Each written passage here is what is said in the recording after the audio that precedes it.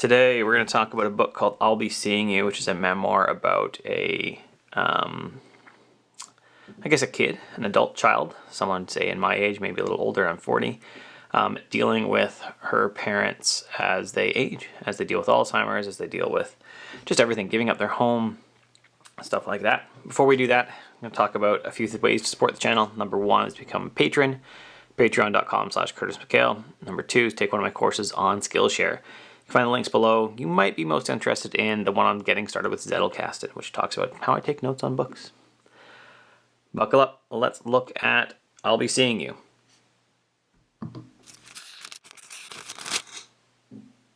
So, I'll Be Seeing You. We read this for work. I work for a company that does sites in the, the elder care community.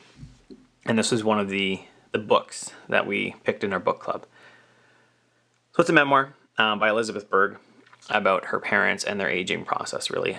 Moving them out of their home, the fights with that, watching her dad, who was this vibrant person, just forget who he was.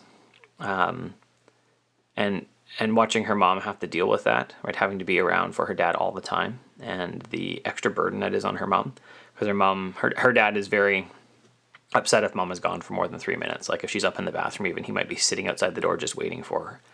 And then dealing with mom, as this is a huge burden that she has a hard time with, but also dealing with her as she tries to find, what is the new normal? She has to leave her house and move into a long-term care facility. They have their own apartment there. And just what that means. And her, while she says at the beginning, there's a lot of things that she really likes about it and she wants to move in there. But then when she gets there, there's a lot of resistance to her doing anything about it, right? To making friends, to really diving into the life that she could have there. And there's a lot of complaining, and even watching them try to sell their house. And the pain of parting with that property that they didn't necessarily grow up in. The author never even lived there. They were a military family, so they moved a lot, but kind of the home that they made after they stopped moving.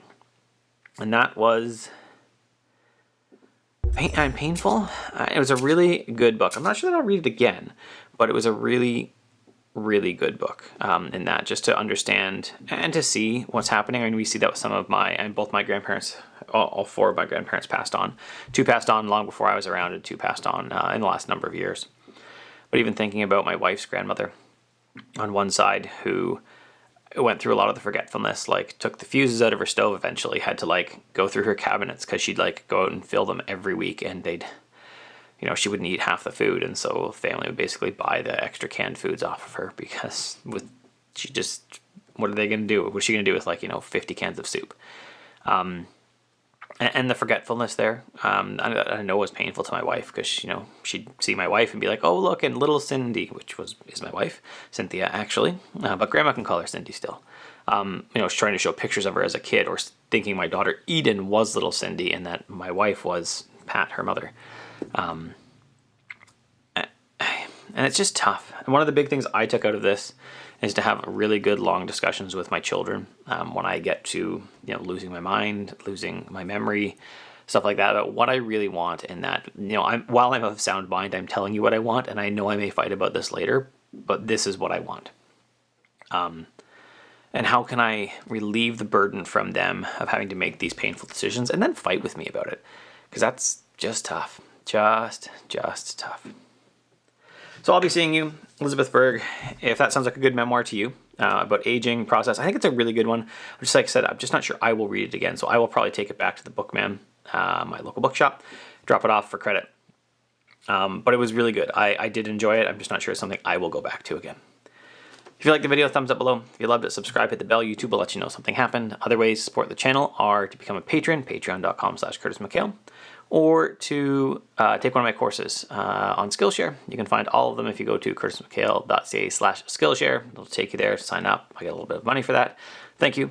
Or you can take my Zettelkasten course directly. There's a link below. I also stream these type of videos and then question and answer period. Most Fridays at 1 p.m. Pacific. And there's a Discord channel, link below. That's it. Have a good one. I gotta go do stuff, chores with the kids and stuff. Have a good day.